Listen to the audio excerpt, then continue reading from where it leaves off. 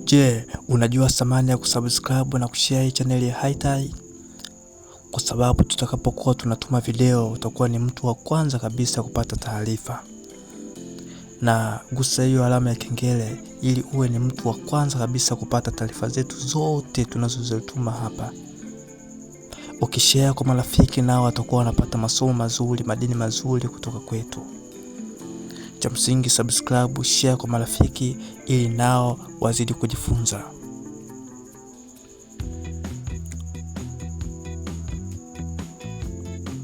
Watu wengi wanatafuta kupendwa, wanajitahidi, wanajitoa, wanajiumiza, wakitumaini siku moja watathaminiwa.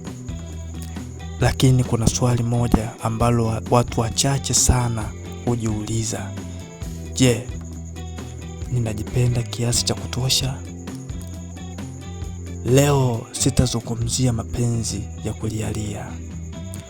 Leo tutazungumzia saikolojia ya heshima ya ndani, kwa sababu aina ya upendo unaopata inaamuliwa na jinsi unavyojitendea wewe mwenyewe.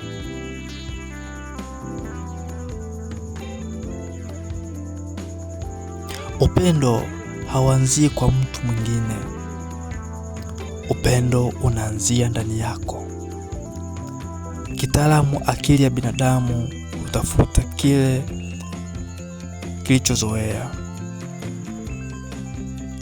Ukijizoesha kudharauliwa, utavutiwa na watakudharau. Ukijizoesha kujithamini, unakuwa mgumu kupuuzwa. Watu wengi hawana bahati mbaya kwenye mapenzi, wana kiwango cha chini cha heshima ya ndani. Kulikuwa na kijana mmoja mwenye ndoto kubwa. Alikuwa na akili, alikuwa na mwelekeo, lakini kwenye mapenzi alikuwa anapotea. Kila mahusiano aliyokuwa nayo yalihitaji ajitoe zaidi, avumilie zaidi, anyamaze zaidi. Alizani huo ndio upendo, lakini siku moja alikaa kimya, akaanza kujiuliza, kwa nini kila ninapopenda mimi ndio napotea? Mimi ndio naumia? Mimi ndiye nadharauliwa? Hapo ndipo akagundua kuwa hakuwa anapenda, alikuwa anaomba kuthaminiwa. Alipoanza kujipenda kwa vitendo, kuweka mipaka ya heshima, kujiheshimu, kuheshimu muda wake, watu waliokuwa wanamchezea wakaondoka wenyewe, waliobaki wakaanza kumheshimu. Je, unajua thamani ya kujipenda mwenyewe? Mtu aliyekuwa anadharauliwa lakini sasa hivi anapendwa kwa sababu yeye mwenyewe anajipenda. Na kuomba sana ndugu yangu, uwe unajipenda wewe mwenyewe.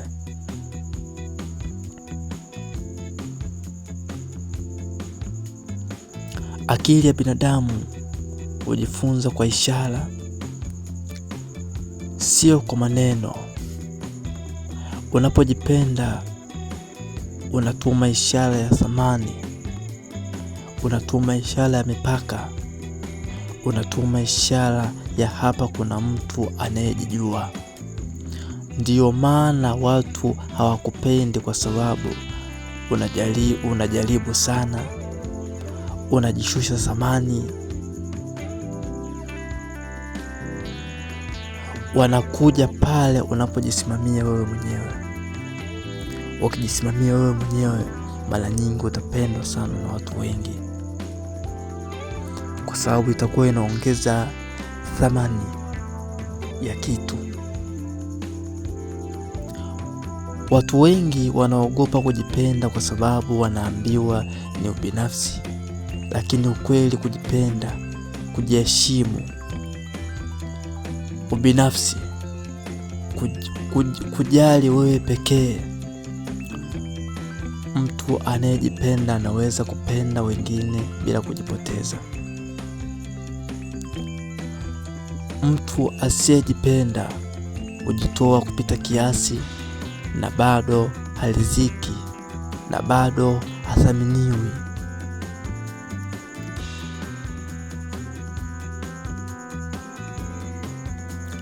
Kuna ishara 5 za kwamba hujipendi. Unavumilia yasiyovumilika.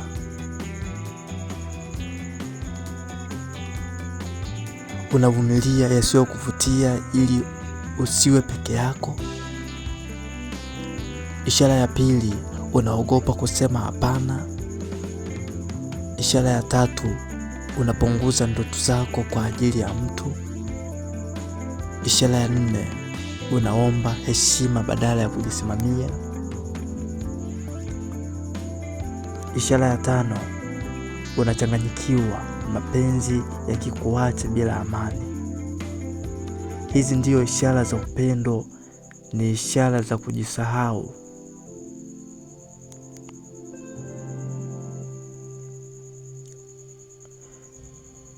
Kanuni 3 za kujipenda kwa akili. Jipende kwa maamuzi, sio maneno. Chagua amani kuliko thibitisho.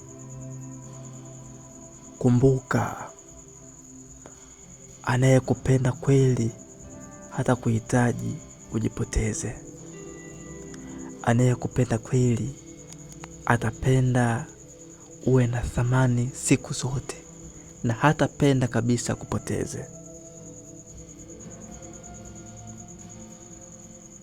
Jiulize, kwa nini hupendwi?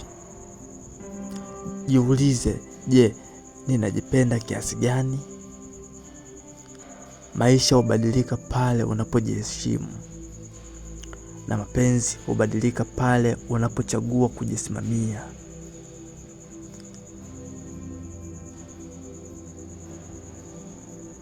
Siku zote binadamu tunapenda sana kukalili.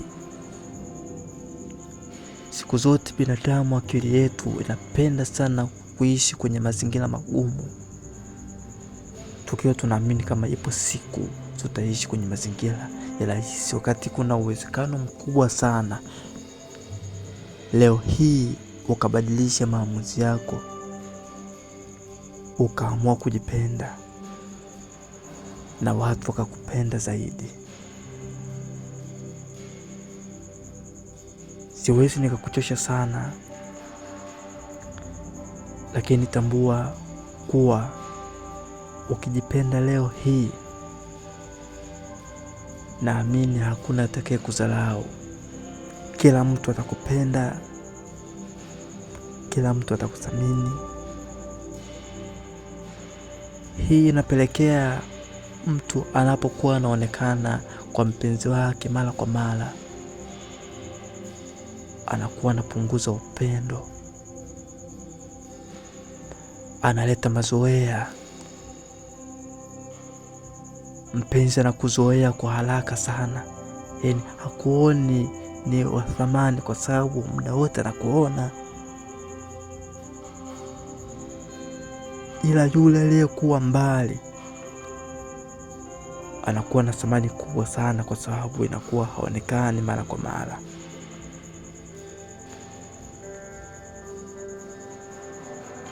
Kama umelipenda hili somo, tafadhali subscribe, share kwa marafiki wapate masomo mazuri kama haya. Tunarusha Jumanne, Ijumaa na Jumapili, muda ni saa 8 na dakika 45. Bye bye. Niandikie hapo kwenye comment hapo kama kuanzia leo nitajipenda. Asante sana.